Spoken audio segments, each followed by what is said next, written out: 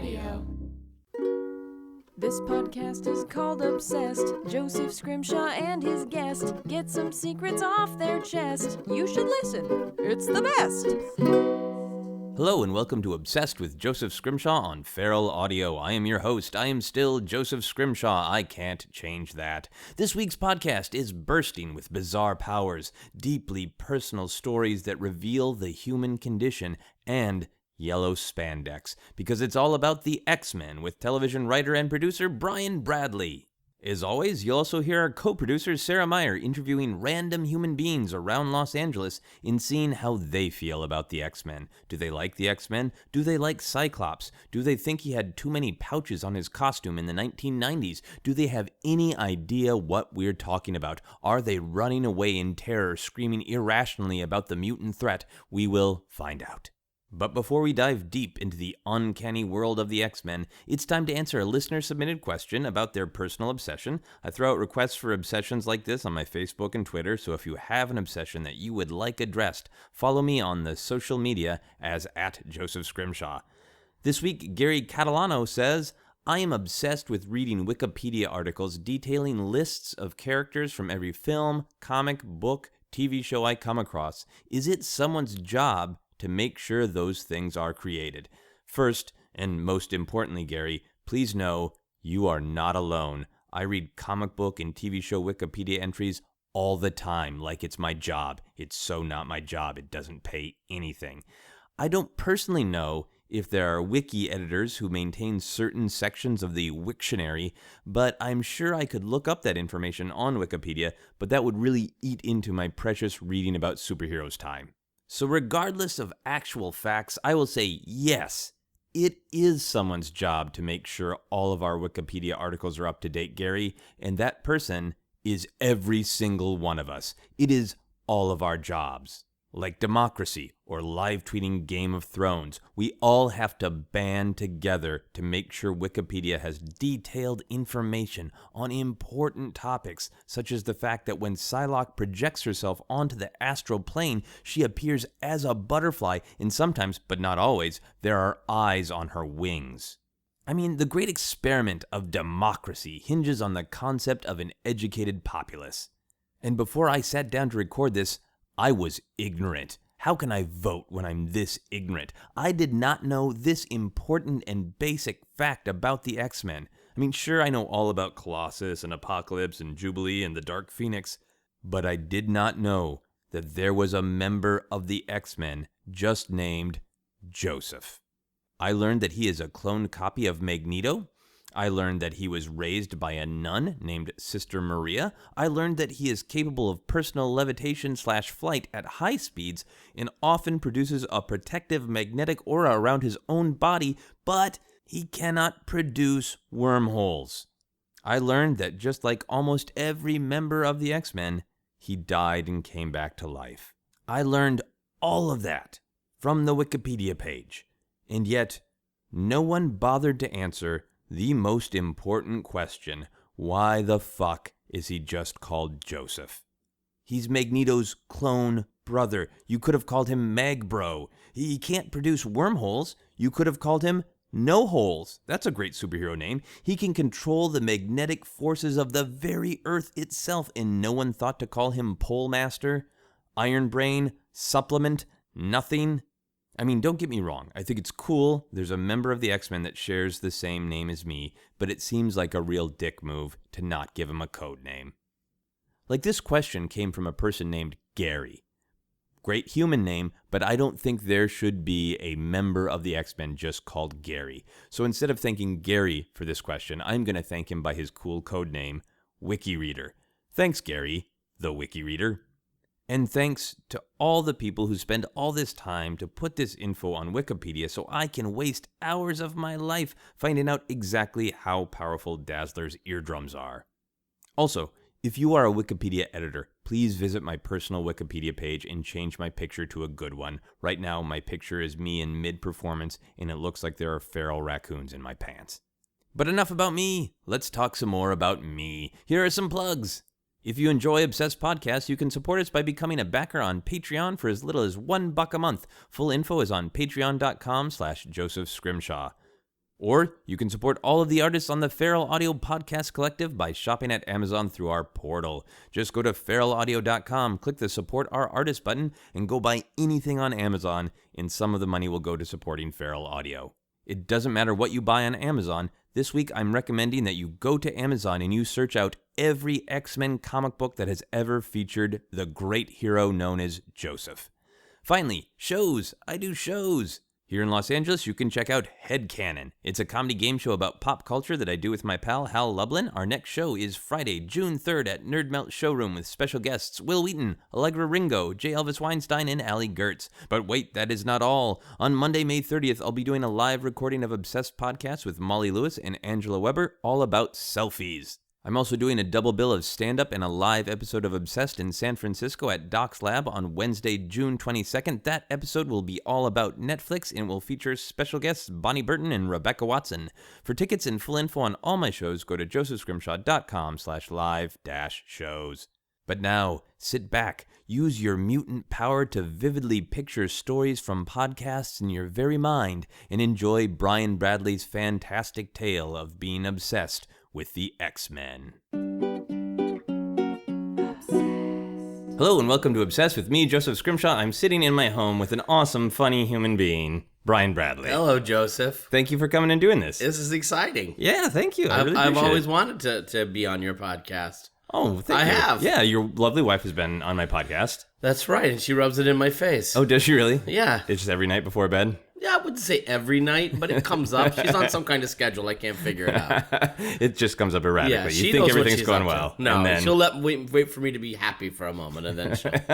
So when she sees the light in your eyes, it's time to strike. Squash it. Turn it out. Excellent. Yeah. So this is a fun episode because I really want to talk about this topic because a new movie is coming out. We're going to talk about the X-Men, and you up front, you like the X-Men a lot. Yes. You're not sure if you're obsessed with them. I would say I'm formerly obsessed. Okay. Does that make any sense at all? Absolutely. I have many things that I'm formerly obsessed about where maybe I'll get obsessed again. That's right. I'm considering re-obsessing. That's true. X-Men were, when I got into comics as a kid, and I'll tell you this, I don't know when the appropriate time to tell the story is, but X-Men was the first thing that captured my attention. And the first X-Men I ever saw were old comics in a friend's grandfather's basement. Wow. They were his father's comics, who was, grew up in that house. And when he would come to visit his grandparents, we'd hang out in his grandparents' rec room, which was the classic Midwestern rec room. Yeah. Wood paneling. Kind of shady carpet. Yeah. A little mildew. I was going to say, it smells of mildew and old booze. It's just wet down there. And there was a player piano, which we would crank up. And then there were these boxes and boxes of comic books. And I had actually never seen a comic book before. And his dad had been obsessed. So there were all these comics from the 60s and 70s. Yeah. From the early 70s and the late 60s, including... The original X-Men. Okay, well, that's great. We're going to get right into that. But first, I want you to tell people a little bit about who you are and what you do. Okay. Well, I'm a TV writer. Nice. I could say that. A TV writer and producer. I'm getting more comfortable saying that. Because is that a newer development that you have the official title of producer? Well, not really. Actually, since I've professionally been writing for television, since I was on MadTV, I was a producer. Okay. That's a WGA, a Writers Guild title. And it really isn't like, a producer. You're not actually producing anything. Not then I wasn't. Yeah. I mean, you sort of did, with your sketches. But then, no. So, yeah. But now you're a big old cigar chomping producer. That's right. I have to get a cigar. I need to get one. You got to chomp something. Oh, my God. I'm orally fixated, too. I actually think I'm cut out for a cigar. Okay. Yeah, in a lot of ways. I need to get on that immediately. So, yeah, I've been writing for television, shows like MadTV, Scrubs, Happy Endings, other shows of lesser esteem. And lots of television pilots, and I have the EP, along with my writing partner, Stephen Cragg, of the new Uncle Buck series starring Mike Epps. And that's coming out really soon, right? Yeah. As we record? Yeah, it's coming up. June 14th. Nice. Tuesdays in June. They're kind of doing an hour of Uncle Buck, starting at 9 on Tuesdays. So 2 episodes back to back. Yeah. Yeah. There we go. I feel inundated by Uncle Buck because I got caught up on Marvel's Agents of S.H.I.E.L.D. Oh. And there's a lot of Uncle Buck ads. Is that true? Yeah, there really are. Yeah. Yeah. The synergy between your life and our comic book talk that we're going to do. How weird is that? Yeah. How unbelievably cuckoo is that? Yeah. And also, really, ABC's been really all over it. Yeah. On anything they own. Yeah, like that. Yeah, they own that. Yeah, and they're advertising it. Yeah. Well, I hope Uncle Buck goes awesome for you. Well, God, so do I, Joseph. I mean, please. Yeah, otherwise you're gonna have to produce something, right? I'll have to produce something else, and I would rather just produce that one. Yeah, for now. Yeah. So yeah, you put a lot of work into it. Cool. Yeah. All right, well, let's get into the X-Men. So you've started to tell me. That was going to be my first question anyway, of how you got hooked. So you are in a mildewy, booze-stinking basement with a player piano. You're in a basement that is written by Tom Waits, basically. It is, except it's just nice elderly couple on my street in small town Iowa. They came and knocked on the door. And we're like, our grandson, Chris, is visiting, and he'll be with us for a couple of months. I don't know if you'll want to play with him or not. Oh, really? Yeah. And how old were you, like 12? Oh, no.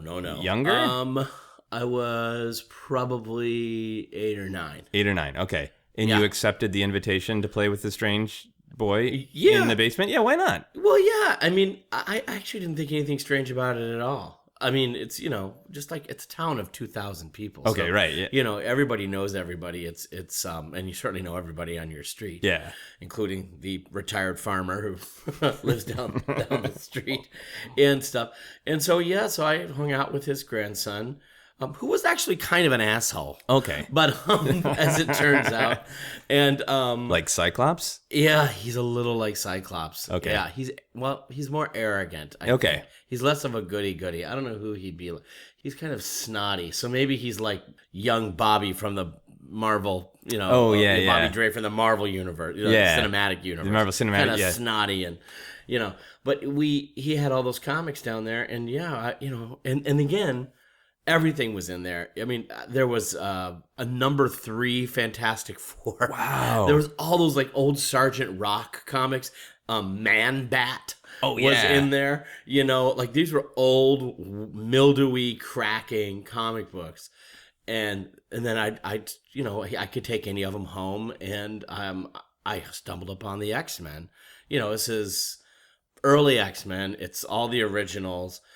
Pre-Blue Beast, you know. Oh, so it's still just Beast who's just bald and has big feet. It's just, big like Hank. He looks kind of like Puck from Alpha Flight, a little bit taller. And, and I told my father, I mean, I know it sounds like a Norman Rockwell painting. It was not. But I had 2 paper routes. Okay. I had the Des Moines Register in the morning and the Waterloo Courier, which was an afternoon paper, in the afternoon. So I had my own money. Okay. So I told my dad, you got to drive me into Waterloo, which was the town near where we lived, kind of near Cedar Rapids. You have 2 degrees of near. So we're near Waterloo, which is near Cedar Rapids. And then people usually go, oh, yeah. Oh, that's a mildly large city? Okay. Exactly. I think I've heard of it. It's a joke, isn't it? Is it a joke city?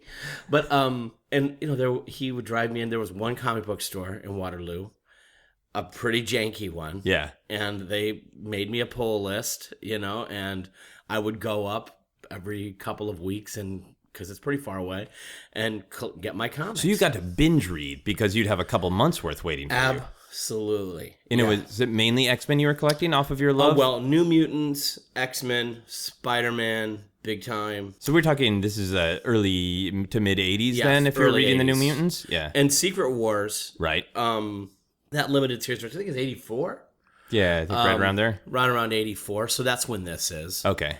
And, I was a big Wolverine fan. This is the height of Wolverine fever. Yes, Wolverine, Kitty Pryde in Japan. Yeah.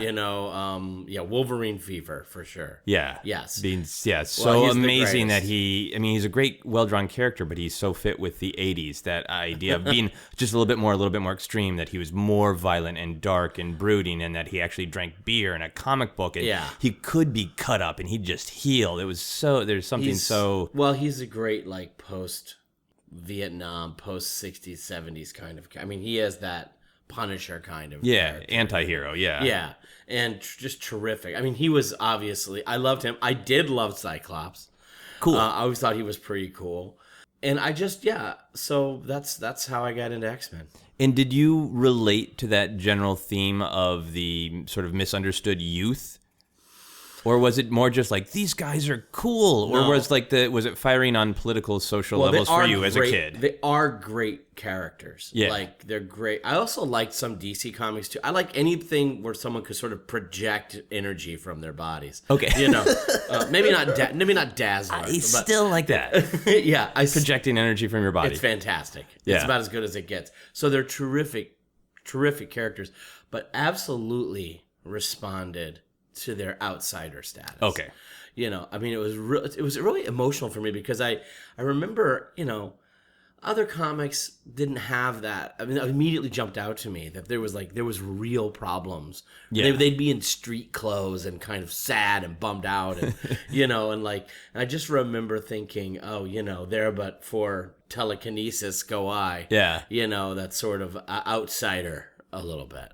Yeah. I love that. That they were actually in a little bit of danger at all times themselves, too. Yeah.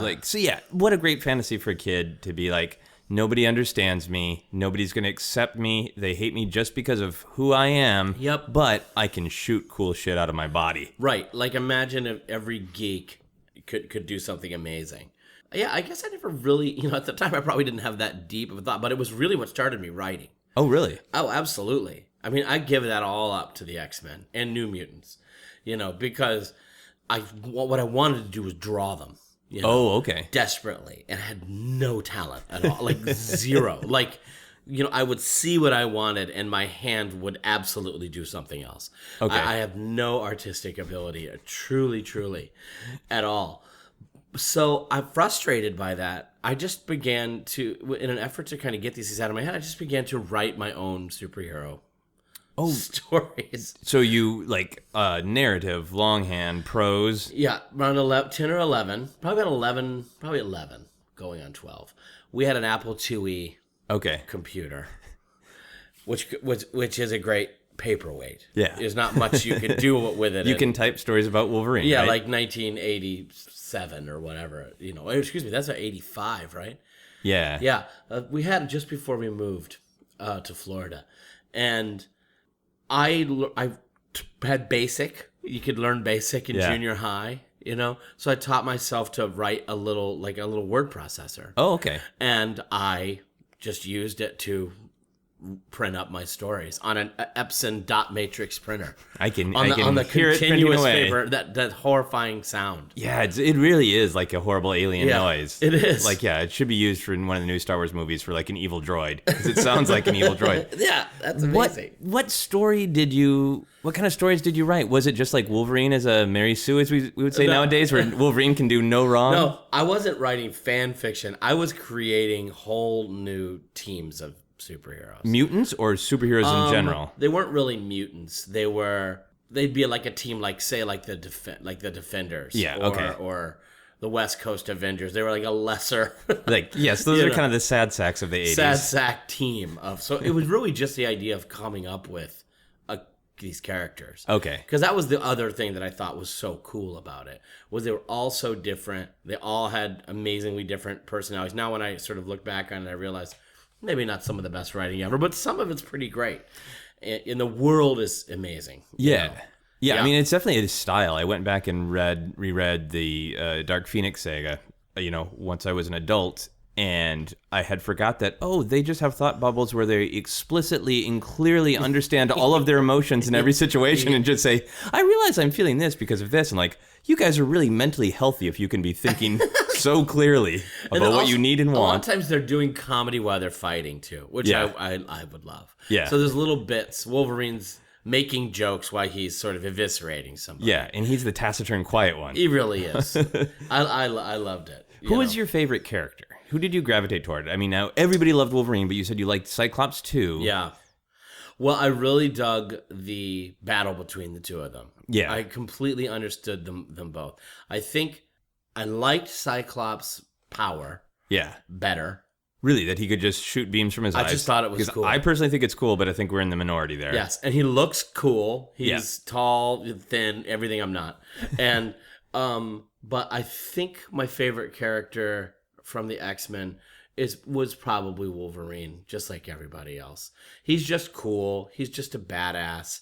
He's also so tortured. Ultimately, he's tortured, but for as brooding and as tortured as a character he is, and we're inundated with them now, because of the template characters like him created decades ago. Right. There was always a vulnerability, right? Because he always had some sort of pseudo-parental relationship going on. Yeah, he was always tortured by someone he loved. Befriend young girls. Yes, he befriended young girls, so you knew he was okay. Yeah, it's actually fairly creepy.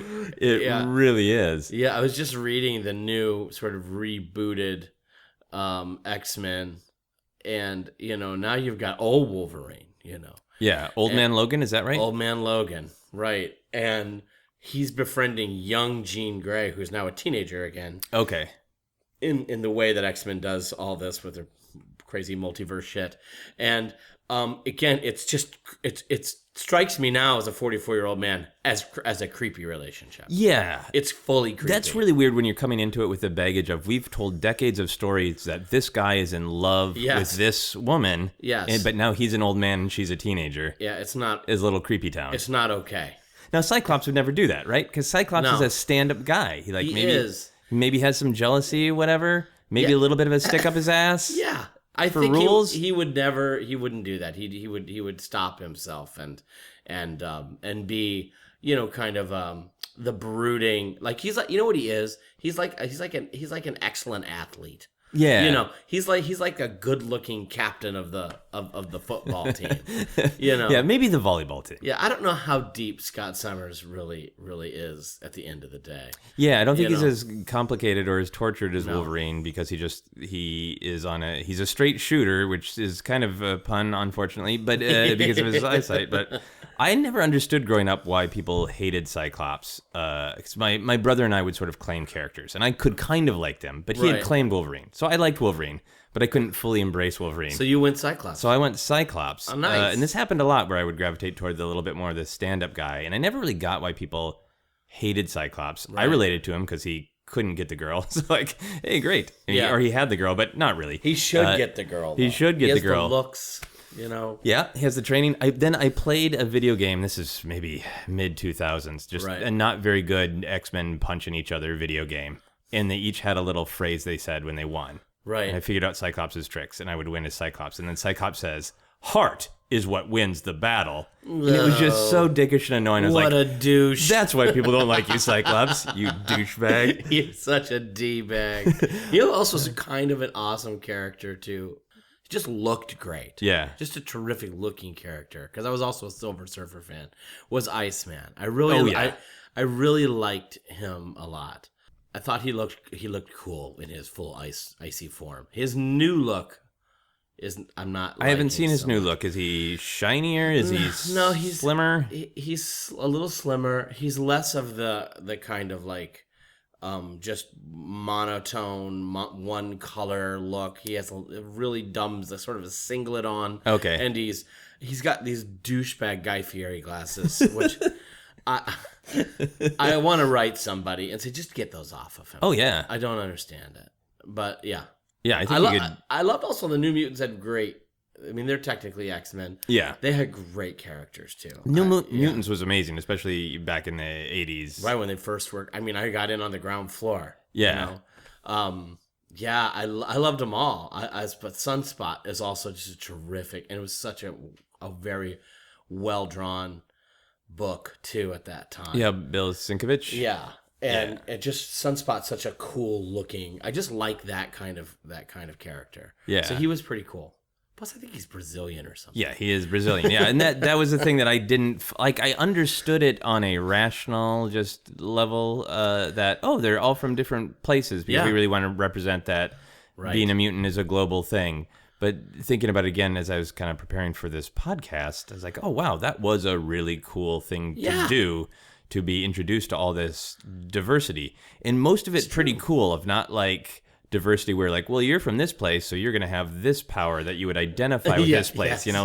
Wolverine's from Canada, but he's not Iceman just because he's from Canada, and that kind of thing. He doesn't create cheese curds from his eyes.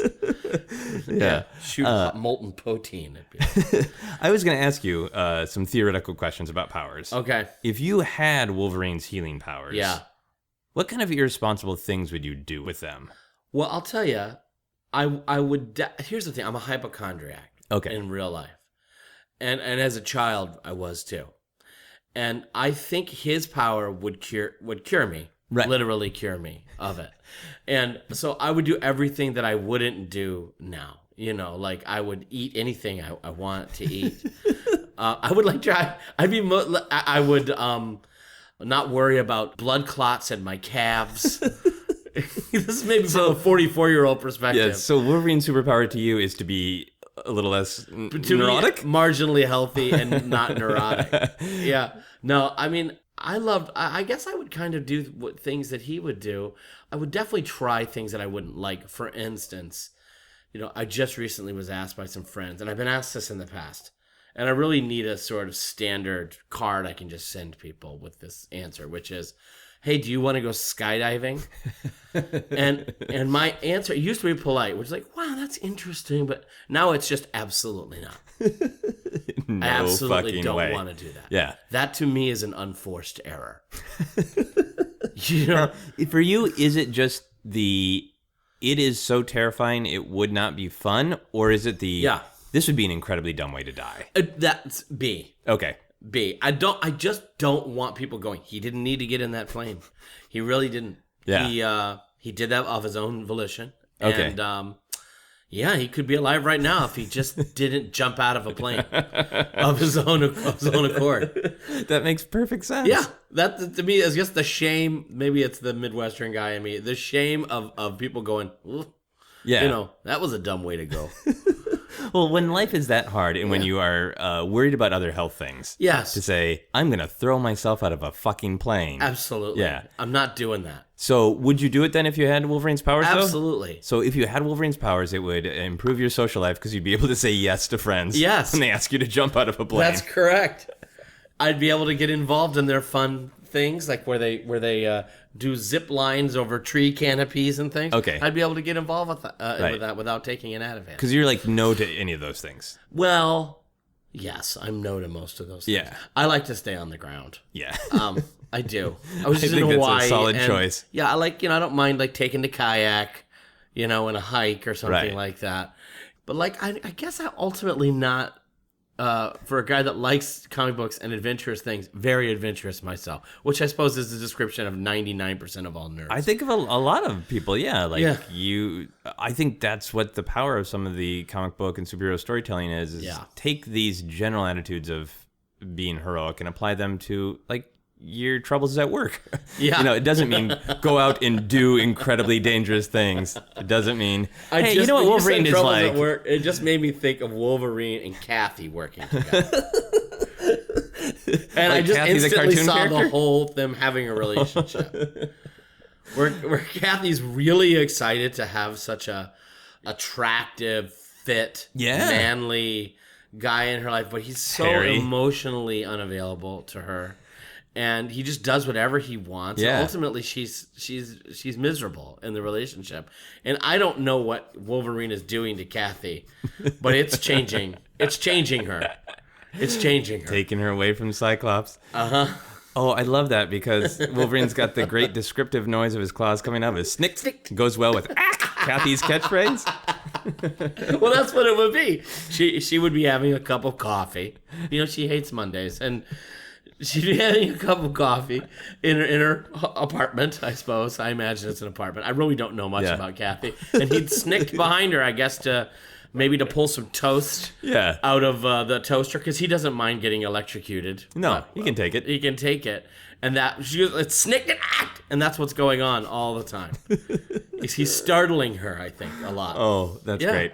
That's terrific. Great. All right, my next powers question, because that was so great. If you could read minds like Professor X, would you actually want to do it? Well, it's one of those that's a little complicated. Yeah. I'll tell you my first instinct. Yeah. My first instinct is Yes, because I am a shamelessly curious person. Yes, you are a student of the human condition. I really love people. I really love being around people and knowing about them. And, I don't know how maybe others do this as well, but I'm instantly making up stories about them. Yeah. As soon as I see every single person I see. I used to for a long time.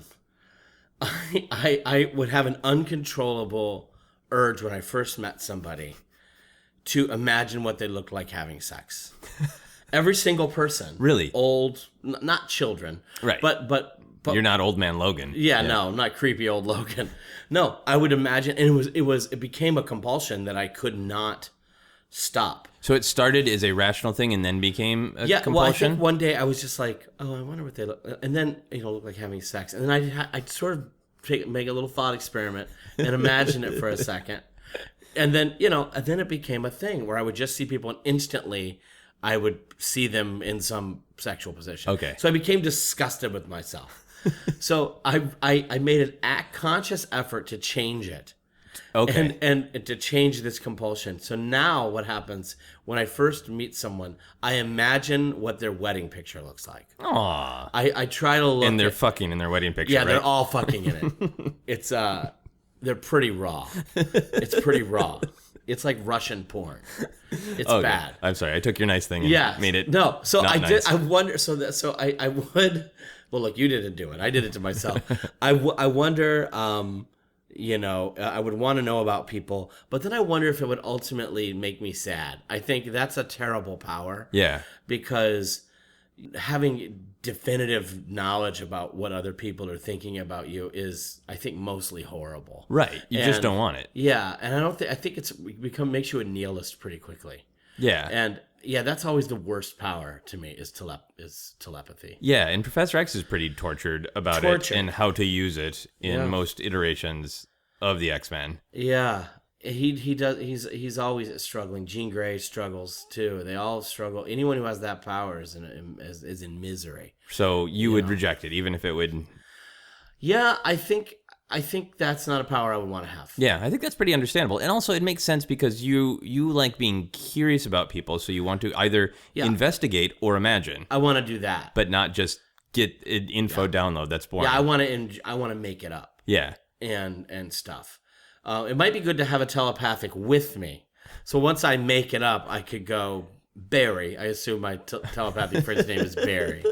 I say, Barry, let me know if this is somewhere close to the truth about this person. Just to hone my Okay, my and you like send them the wedding picture. Yeah. Like, did I nail it? Yeah, did I nail it, Barry? What do you think?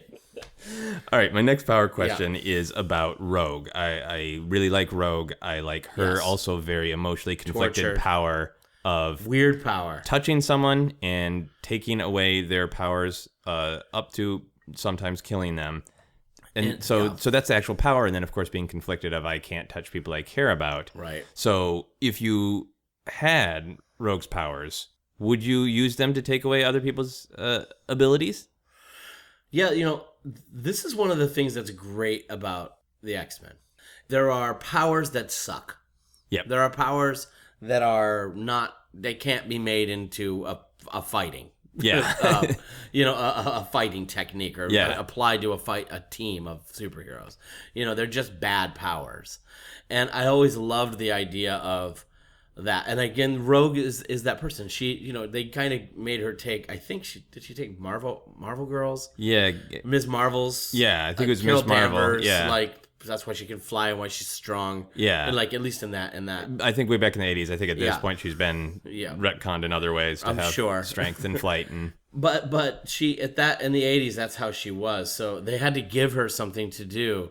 But the power itself is a misery. It's absolutely useless. And it's such an emotional power. You just can't be close to anybody. Yeah. A lot of their powers are like that. They're about, they're thinly veiled metaphors for, our issues, interpersonal issues. Just like emotional longing, yeah. Yeah, And I think that's portrayed pretty well in that first X-Men movie. Yeah, so if you had the power, would you ever take something you wanted?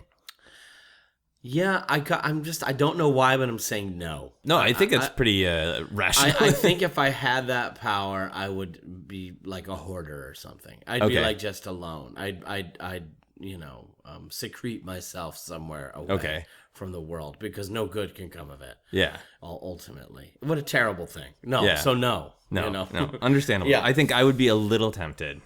Because you would. To just, not to hurt anybody, but just to see what it's like. Just to see or just to fill those gaps. Like you get old enough and you start to know yourself and know it just like, I'm never going to learn that skill. I'm never going to be good at it. Right. And I'm extrapolating that not just powers, but like I've always wanted to sing and I am tone deaf. I can't. Right. And there'd be a part of me if I knew I had that power, just like, what if I just brushed up against a real good singer for just a second? Yeah. Could I take that? Could I just take it for a second? Would be better if it were like, I wish there was a character called CC.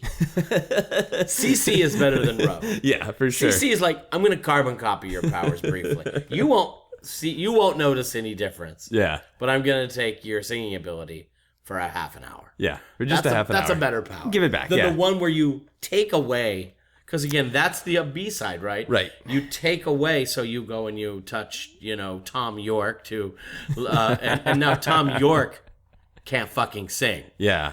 And his whole world is I just couldn't live with that. Yeah. Then Tom York Did would I tell always you be I have auto-tuned. anxiety issues? That one wouldn't really, that's no problem. And I just realized, by the way, my psychic friend Barry, Barry is the name of my shrink. Okay. So that's pretty gross. That'd be something I have to bring up, is I guess like in real life? Yes. Dr. Barry Lieberman.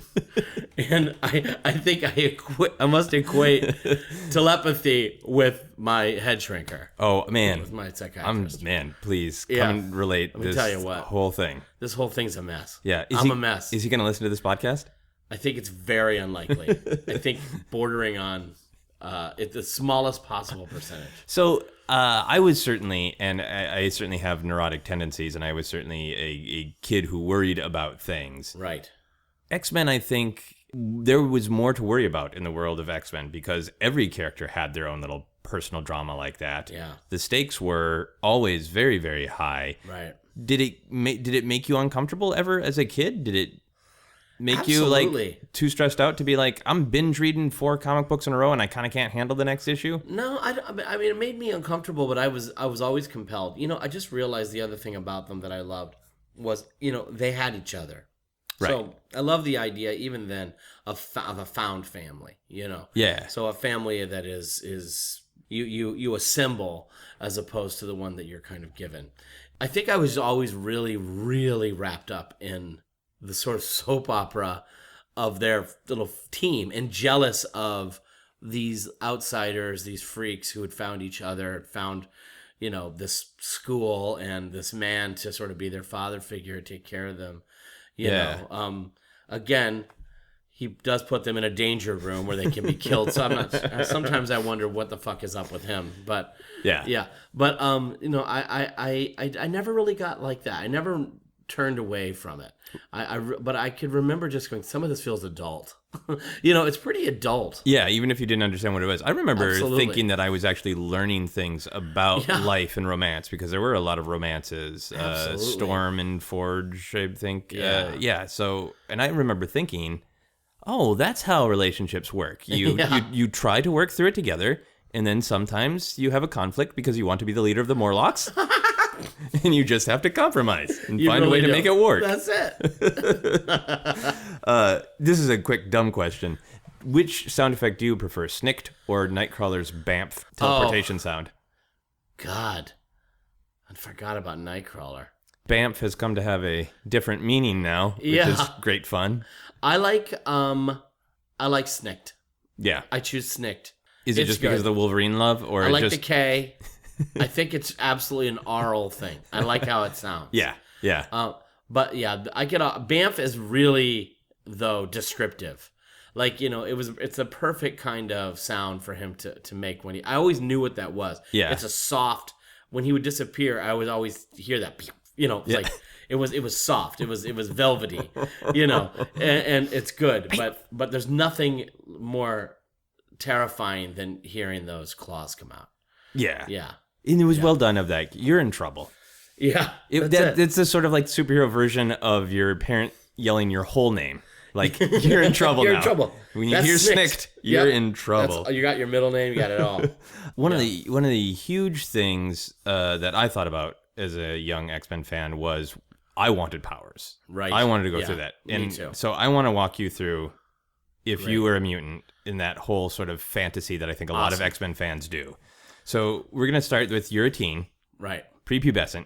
Okay. It's about to happen for you. I'm just about to see my power manifest. Yeah, exactly. So where do you want to be from? Do you want this to be based on you, or do you want to just use a flight of fancy and set yourself somewhere else? Well, let me think for a second. I think we've seen small town emergences, and big city emergences. I think it would be really cool to be like in some place like Tahiti. Okay. Like a Polynesian. Okay. I'd love a Polynesian. Maybe I just got back from Hawaii. Maybe that. But while I was there, I was like, this is a culture I don't know enough about. Okay.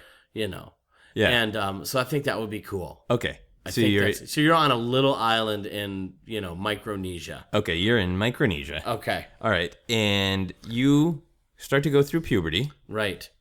And you... The coconut farm. Yeah, at the coconut farm. That's how much I know about Micronesia, by the way. I'm certain there are no coconut farms. Okay. I don't think they think of them as farms. I don't think they do them on little islands. But anyway. So we're assuming for now. Yes, it's a black box. Anything could be there. Okay. Right. Yeah. Maybe we should do what comic books do, and for cultural sensitivity, make up a fictitious version of a Polynesian island. Yeah. The island of Pakiki. Pakiki. Yeah. Okay. Pa'akiki. Pa'akiki. There's definitely an apostrophe in there. Okay. And a glottal stop.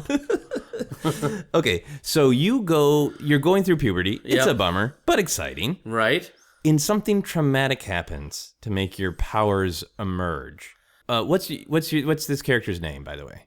Oh boy, now I have to come up with a Polynesian name. We wrote ourselves into a corner already. Yeah, Malo. Malo? All right. I don't know if that's not. And he's got a long, unpronounceable, Pa'akiki name. Okay. Yeah. So yeah. Malo. Malo. So what traumatic event happens to Malo? I think there's like a storm.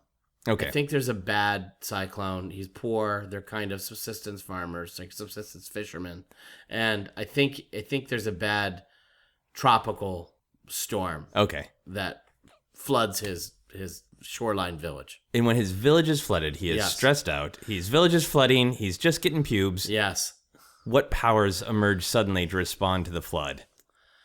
To respond to the flood. Well, I mean, that's not usually the way the X-Men work. Like that, your powers emerge in response to the thing, but something stressful happens and you shoot rays. Yes, or you have Banshee's voice. Yeah. I guess you could. Moira McTaggart could turn into a wolf. What a bummer. See, some of them are terrible. They're just terrible to have manifest. And I don't want to do that thing where he's Polynesian, so he's like, he could control seashells. Yeah. Like conchs. He can call the conchs to it. Yeah, so it could be totally unrelated. Yes. He could have the mutant power to, whistle in perfect pitch or whatever. Yeah. So but what is his power emerges. I want him to have an aggressive power. Okay. I want him to have a attacking power. And you said you like it when things come out of the body. I like that. Okay. I think I love the idea of like some sort of sun powered. Okay. I don't want to. There's been a million of these, but some sort of like storage of energy. Okay. That manifests in probably some kind of explosive. So maybe he can absorb energy that's coming into him, right, and then release it. And then release it or redirect it. Redirect it. Yeah. So like if he's getting flooded, he could absorb the flood, right? Absorb the energy of that flood. Yeah. And then redirect it just out into the atmosphere. And as a young teen in puberty, would just go everywhere, right? It would be sploosh. It'd be disgusting. He needs to lock the door when he's using his power, for sure. Okay, for sure. So what comes out? I love the idea of like I love when they explain this. Cannonball they would always explain his power. Right, because he fired, like, his lower half just turned into a rocket, pretty much, right? Right. You couldn't see his legs. Yeah, because they're just and a it was fiery like some blur. sort of like, biochemical, propulsion. Wasn't he from Iowa? No, he was from Georgia. He was from Georgia, okay. Yeah, he's Southern. He's a redneck, kind of. Yeah, a redneck with red legs, that right. burst into flame. Okay. There goes Cannonball. I like the idea of being able to like shoot some sort of directed beam. So maybe he can take in whatever energy, like elemental energy, maybe sun, wind, rain, like elemental energy, and redirect it as is energy, as like basically a laser beam. Okay. Yeah. In what part of the body would you want it to come out of? I love it when they just like. I like the hands. Hands are great. That's pretty cool. Yeah. But I sort of love it when it just sort of erupts from their chest. Oh, just like straight out of the chest. Yeah, I love that. A message from my heart. Yeah, just a huge beam of explosive power. Nice. Okay. Yeah. So life goes on. Shaking the coconuts from the tree. It's a little difficult. Yeah. He begins to master this. Let's say that a mentor figure from the X-Men crashes on the island. That's good. Who is the mentor figure from the X-Men who arrives to discover the abilities? That's a good one. Oh, I since it's now, I think Kitty Pryde is pretty good. Nice. I think she'd be useful to him because she was the ultimate sort of teenage mutant. Yeah. In my opinion. Yeah, the younger generation like the Jubilee, I understand, but Yeah, like she's cool. She's just a cool chick, and I think she'd be useful to him. Okay, I like her. I don't know how she's crashed there, but let's say she just got real drunk. She was flying on the plane, and she just fell through the bottom of the plane. Her powers moving through things. That's unfortunate. She's got to watch her shit. She did exactly what you don't want to do in life. Exactly. She fell out of a plane. God bless her. Oh, poor Kitty. Okay, so she comes. So Kitty Pryde. Yep. I think Shadowcat these days. Yeah, Shadowcat. Shadowcat. She arrives. She discovers the powers of Mallow. Love Mallow. Mallow, that he can absorb various elemental energies and then just shoot him out of his fucking chest. Balls out, shoot them out of his chest. And she's like, I have a school for you. Yeah. I have several strange old men who would like to be your father figure. Would you like to be the ward of a nice older gentleman? I'm going to protect you. I know what it's like. I'm going to take you in. There are plenty of wise women in the X-Men. It's not at all like a Stanley Kubrick Eyes Wide Shut situation where you're just in an old fancy mansion and people are walking in feathered masks. Don't at all be concerned by that, Mallow. Yeah, that's the Hellfire Club, pretty much. Yeah. Yes. So she takes him. She takes him in. She takes him in. Makes him a part of the team. Makes him a part of the team. You got to figure out your costume and your name. Yeah. Team name. So what is Mallow's costume and code name? Well, sometimes they're a little straight up. Yeah. Element, is not bad. It sounds awfully peaceful. It sounds like he can control wind chimes. It does. It sounds like a new age band. It sounds like when your brother-in-law is in a new age band. Yeah. And you have to go see them. I think I've been on a cruise ship that the restaurant is called Elements. Elements. Yeah. Yeah. So it could be a psych out. Yeah, that he's got a peaceful name, and then elements fire out of his fucking chest. He fires the combined energy of all the wind, rain, and sunlight at you and fucking melts your face. Yeah, Element. By Mallow. By Mallow. At Mallow. Mallow sounds also like a resort. Have you been to the restaurant Element at Mallow? Yeah. It's so beautiful. Oh, it's beautiful. What a spot. Yeah, the lobster bisque. The one we were just at was, the restaurant was Tide Pools. Tide Pools. Yeah, they all have those names. Yeah, it sounds a little scary. Yeah. Okay, so Mallow's kind of a dick. I'm not liking him now. I feel bad about him. Yeah. I got to give him a better name, but I don't know what it is right now. Element is not bad. Chest burst. Chest burst, yeah. Burst? Oh, burst. Burst is good. I like burst. It sounds like a soda. Yeah. Yeah. It sounds like they all kind of do though. They really do, yeah. They really do. Sunspot, for sure. Yeah. They all sound like Shadowcat. They all sound like energy drinks of some kind. Yeah, for sure. Wolverine. Cannonball.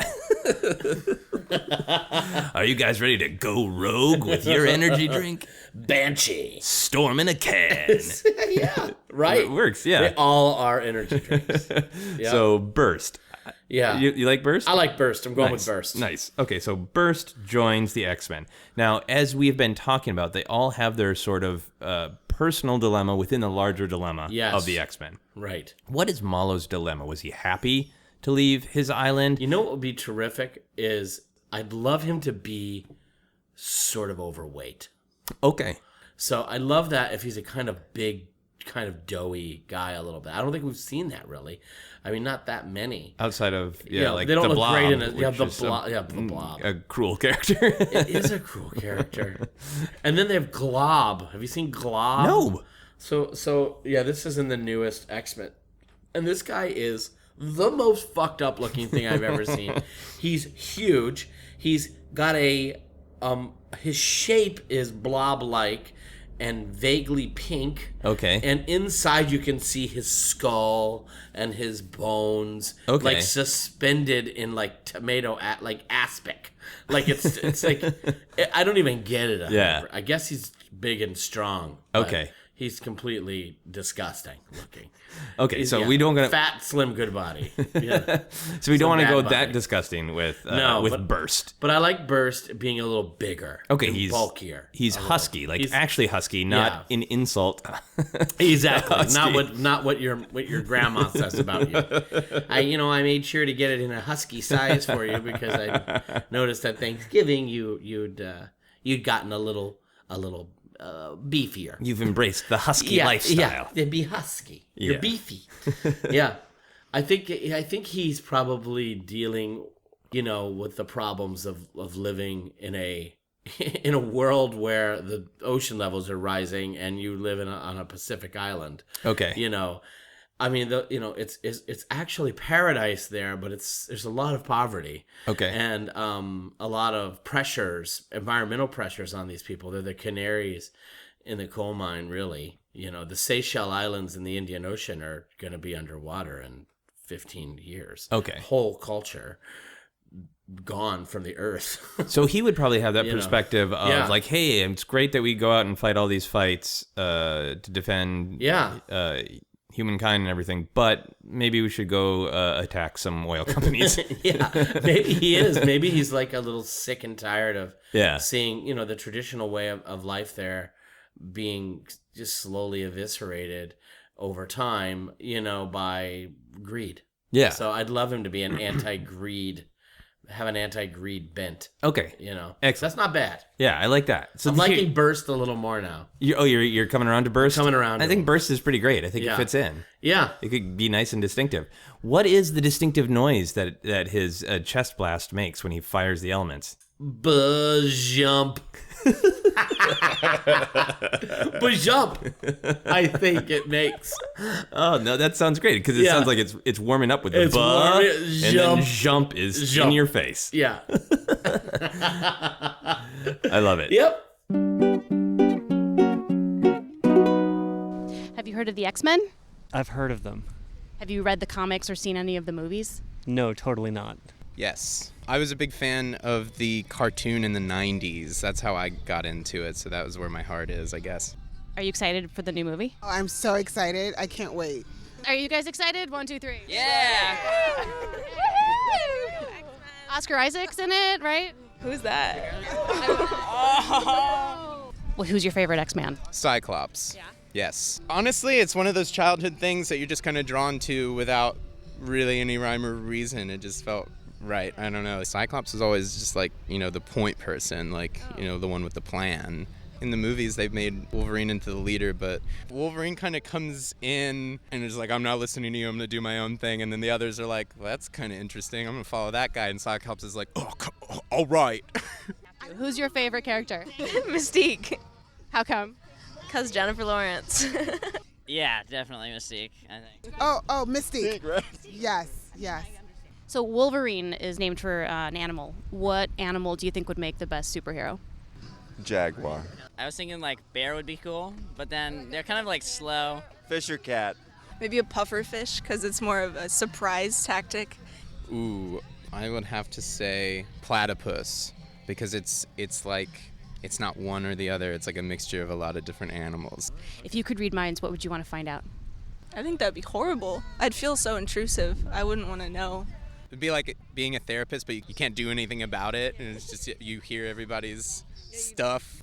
Well, how does Professor X cope with it? A lot of ganja, I guess. Just really just numb that right on down. Maybe that's how. Probably drugs. Just got to medicate somehow. I'd lose my mind if I could read Too minds. much to handle. But how would you stop yourself? That's why I'd lose my mind. Yeah, 'cause I would couldn't have to stop cut out my myself. brain. We're going to move on to the how obsessed are you questions? Yes. So now I know that you like X-Men a lot. We've talked about them. I know Right. you have a deep understanding. They had a big effect. They helped you become a writer. Yes, I think I am discovering that more in this interview as I discuss it. Cool. It's so true. Feel free to answer these questions honestly, however you want. You Yeah. don't have to be obsessed with I've X-Men. sort of fallen out of the world of them. So Yeah. I don't know if I can rightly say I'm obsessed. Okay, well, we'll find Recently out. obsessed. We'll find out with these highly analytical questions. Here we go. Do you think about the X-Men every day? I think I have to because they're on. My wife runs Geek Girl Authority, Right. And so there's just always- always a trailer or some new news, and I'm being alerted to it. Okay. So yes. So whether you... I think I do. I think of them. I think of them every day. Okay. Have you ever had a dream about the X-Men? Yes, for sure. You- As a kid, I absolutely. My fantasy was to have mutant powers. So Yeah. yeah. I had those dreams a lot. Not recently. Okay. Recently, I have anxiety dreams. They're very different. I hope tonight that you have a dream about... I hope so too. About Malo. Yeah, about Yeah. being the great burst.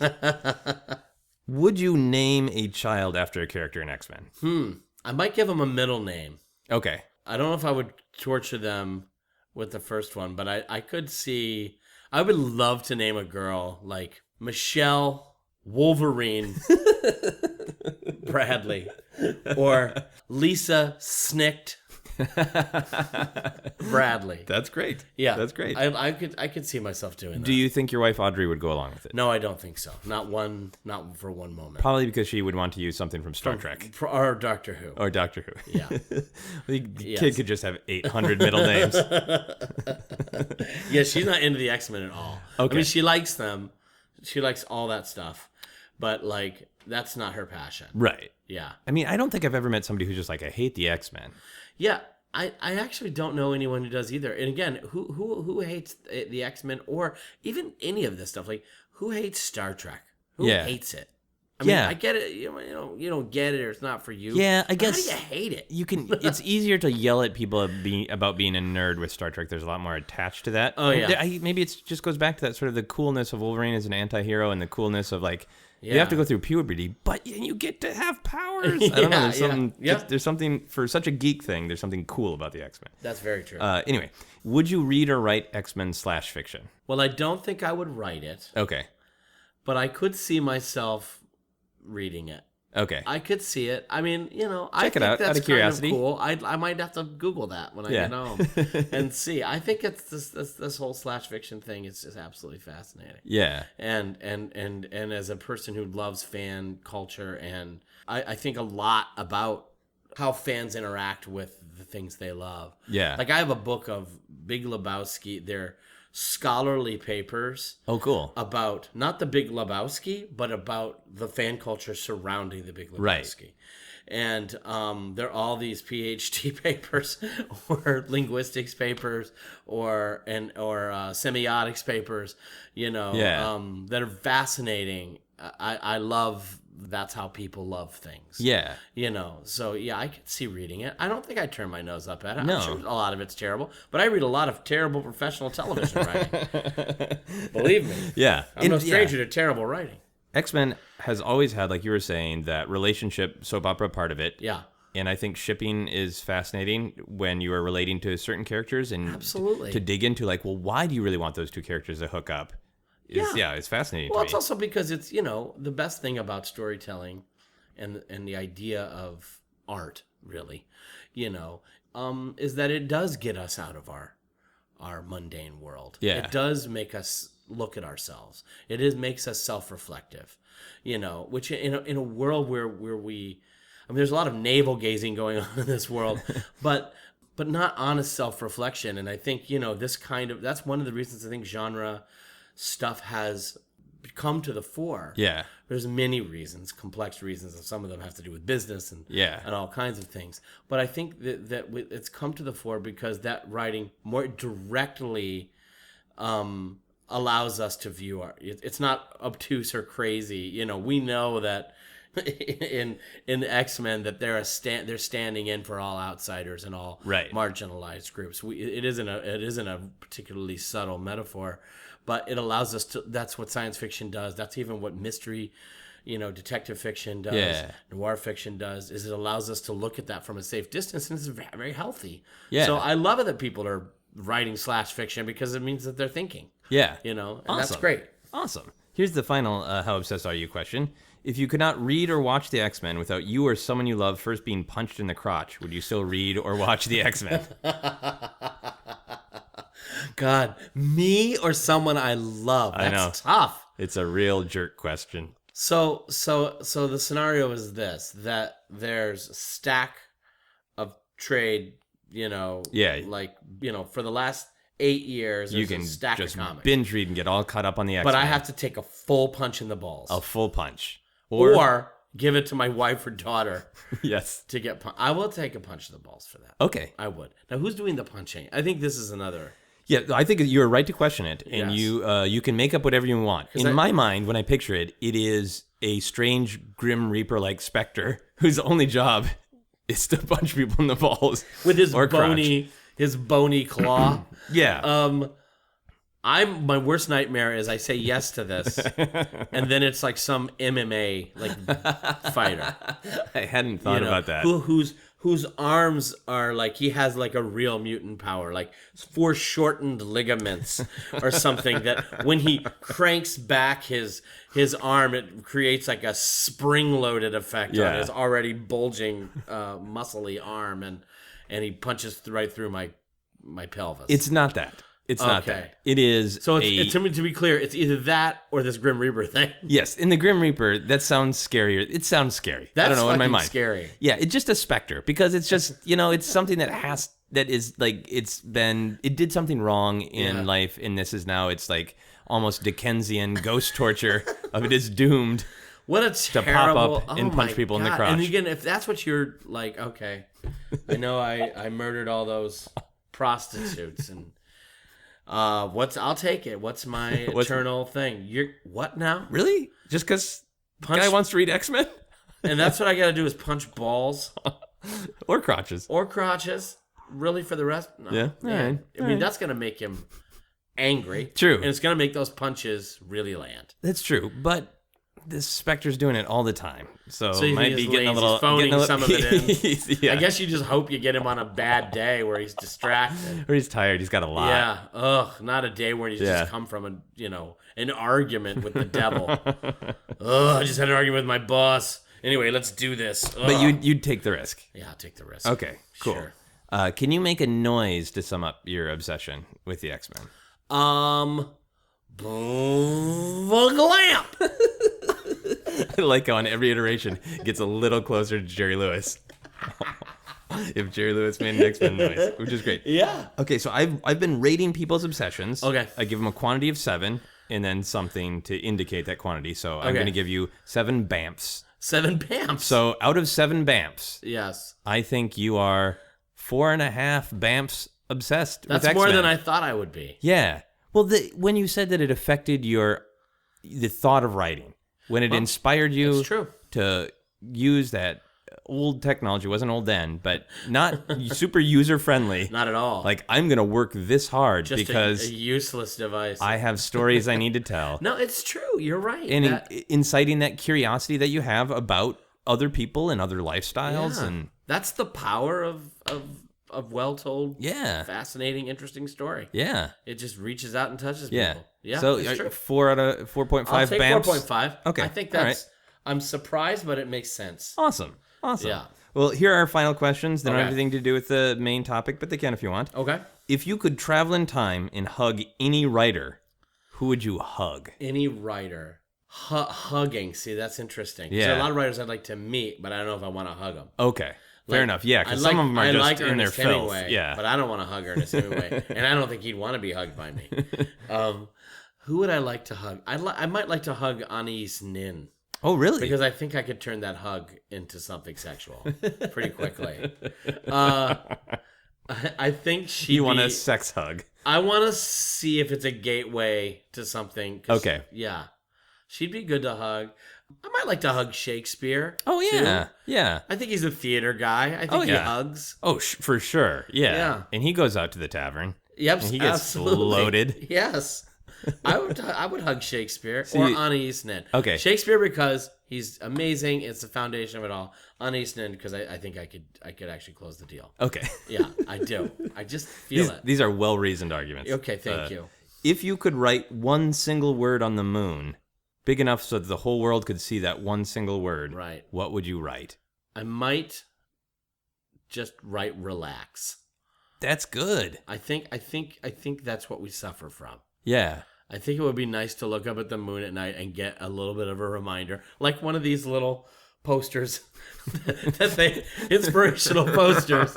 So if you could, you'd just burn the whole "Hang in there, cat" poster into the moon. Yes. It would be up there on the moon. Hang in there. I love the word relax, though. Because... Relax. Jesus. I might even put a little Jesus under it. Jesus. Relax and calm the fuck down. Yeah, I think that's great because we hold ourselves into attention because if everybody's tense, then we have to remain this tense to stay you can't do anything, up with everything. You can't do anything in a state of tension. Right. You can't do anything worthwhile in a state of tension. You know this from whatever you do in your life. You know, always my greatest example of this is watching Michael Jordan, perhaps the greatest basketball player of all time. Yeah. I think arguably he is, and one of the greatest athletes of all time of any description. You know, when you see him, he's a huge competitor, an intense competitor. So he's known as a hardcore competitor. He's not known as like a nice guy, really. Yeah. He's known as being aggressive and competitive. But when you see him actually playing, just watch video or stills of him, and he's doing some amazing thing. He does not have a look on his face, right? That is, it's a look of being absolutely relaxed, right? He's completely relaxed. That's what the other people around him are not. They're all stressed out because he's so goddamn good. But he's in a state of relaxation. You can't do those kinds of great, amazing things from a place of tension. And this is true of writing for me. You can't. None of it works. Yeah. None of it works very well. You can do it, but it's none. The best stuff comes from a place of relaxation. Right. That's really cool. I think that would be my message to the world. Nice. And to myself, by the way. Yeah. Who's be like Michael Jordan anxious says. person. Is just look up at the moon and thanks, moon. That is so great. All right. The final question for everyone on the podcast is, what is happiness? It's not going to be a very interesting answer. I think happiness for me is being with my family. I think I'm happiest when I have my wife and my daughter. My daughter's in college, but she's home frequently, and when we're all in the house together. Yeah. And by the way, none of us talking to each other, which is exactly, it's three total nerds who can all be reading or online or whatever, but we tend to gather in clumps. Okay. So we're with each other all the time.